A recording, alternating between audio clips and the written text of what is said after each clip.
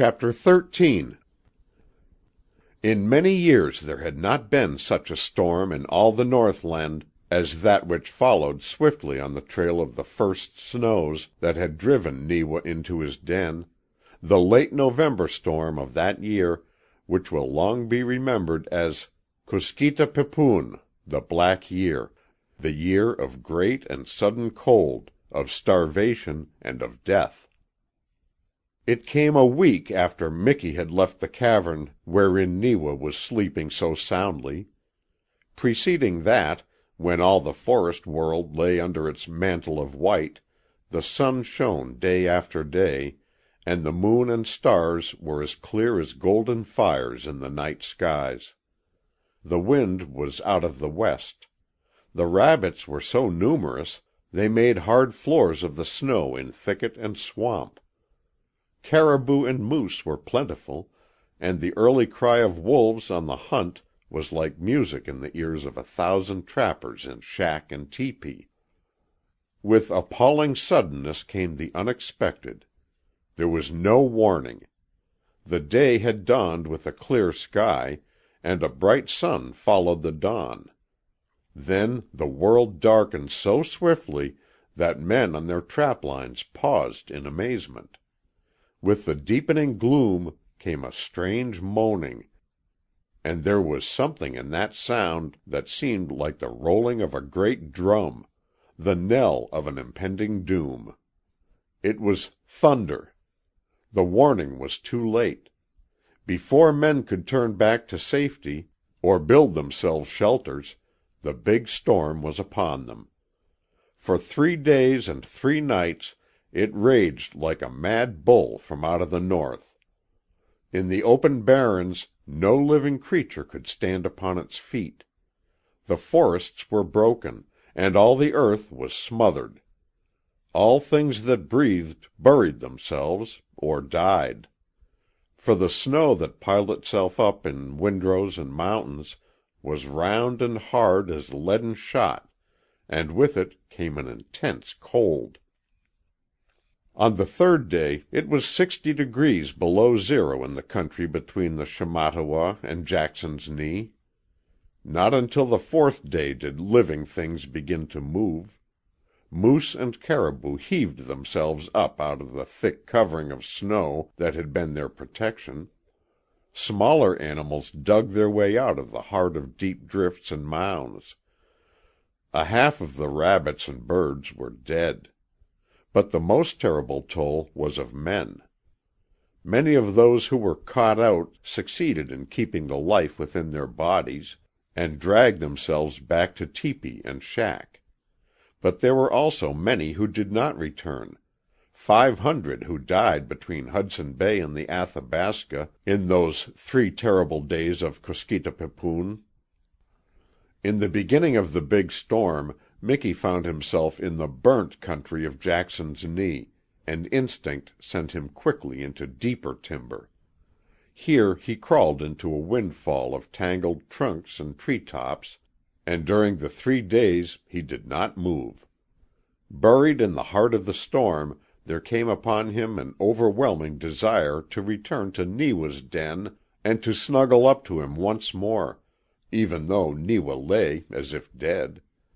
The strange comradeship that had grown up between the two, their wanderings together all through the summer, the joys and hardships of the days and months in which they had fought and feasted like brothers, were memories as vivid in his brain as if it had all happened yesterday. And in the dark windfall, buried deeper and deeper under the snow, he dreamed. He dreamed of Challoner, who had been his master in the days of his joyous puppyhood.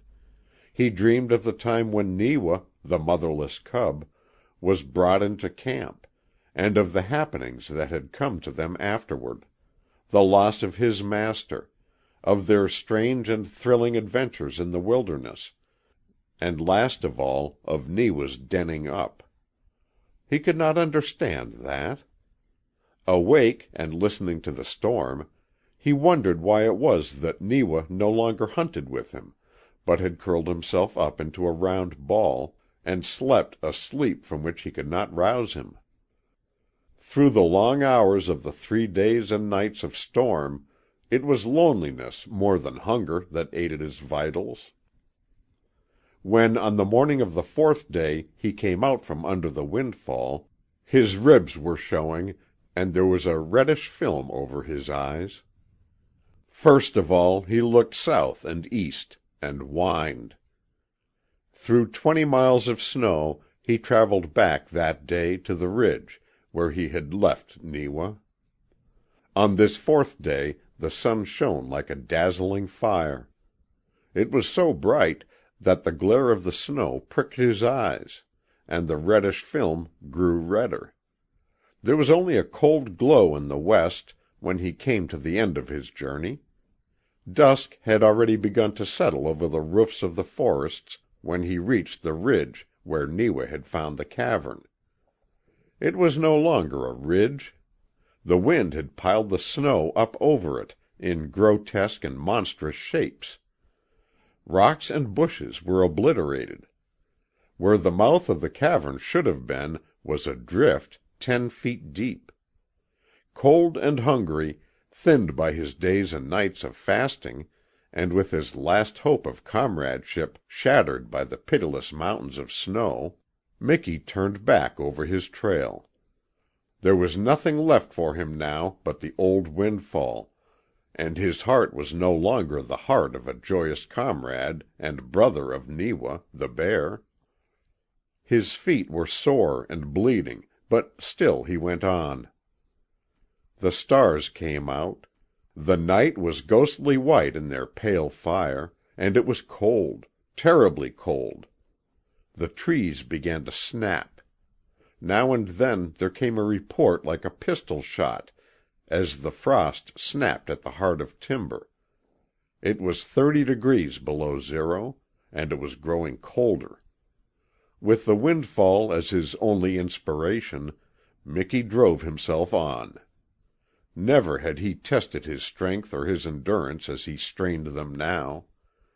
Older dogs would have fallen in the trail, or have sought shelter or rest. But Miki was the true son of Hela, his giant Mackenzie hound father, and he would have continued until he triumphed or died. But a strange thing happened. He had traveled 20 miles to the ridge, and 15 of the 20 miles back, when a shelf of snow gave way under his feet and he was pitched suddenly downward. When he gathered his dazed wits and stood up on his half-frozen legs, he found himself in a curious place. He had rolled completely into a wigwam-shaped shelter of spruce boughs and sticks, and strong in his nostrils was the smell of meat. He found the meat not more than a foot from the end of his nose. It was a chunk of frozen caribou flesh transfixed on a stick, and without questioning the manner of its presence, he gnawed at it ravenously. Only Jacques Le Beau, who lived 8 or 10 miles to the east, could have explained the situation. Miki had rolled into one of his trap houses, and it was the bait he was eating. There was not much of it, but it fired Miki's blood with new life. There was smell in his nostrils now, and he began clawing in the snow. After a little his teeth struck something hard and cold. It was steel, a fisher trap. He dragged it up from under a foot of snow, and with it came a huge rabbit. The snow had so protected the rabbit that, although several days dead, it was not frozen stiff. Not until the last bone of it was gone did Miki's feast end. He even devoured the head. Then he went on to the windfall, and in his warm nest slept until another day. That day Jacques Le Beau, whom the Indians called Muche Taao, the one with an evil heart, went over his trap line and rebuilt his snow-smothered houses and reset his traps. It was in the afternoon that Miki, who was hunting, struck his trail in a swamp several miles from the windfall. No longer was his soul stirred by the wild yearning for a master.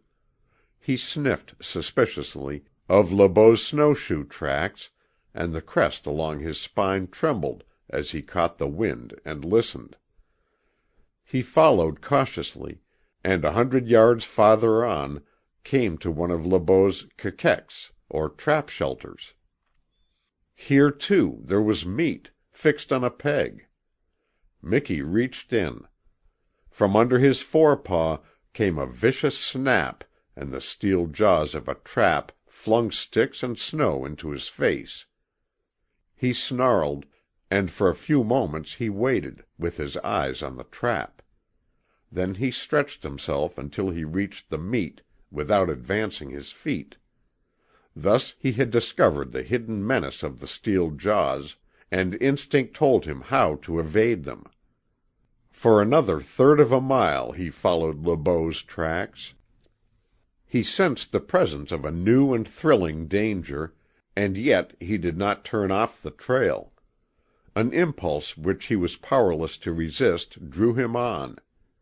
He came to a second trap, and this time he robbed the bait peg without springing the thing which he knew was concealed close under it.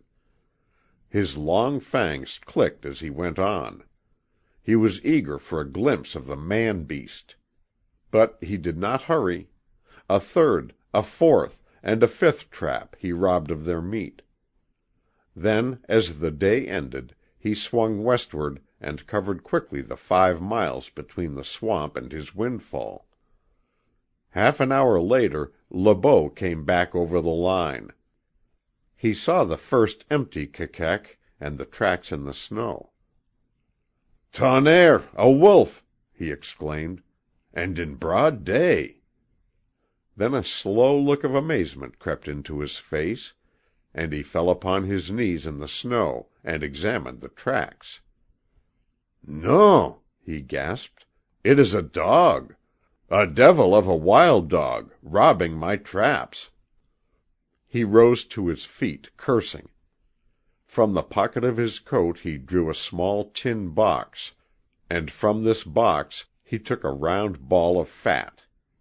In the heart of the fat was a strychnine capsule. It was a poison bait, to be set for wolves and foxes. Le Beau chuckled exultantly as he stuck the deadly lure on the end of the bait peg.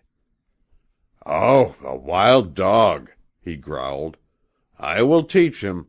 To-morrow he will be dead."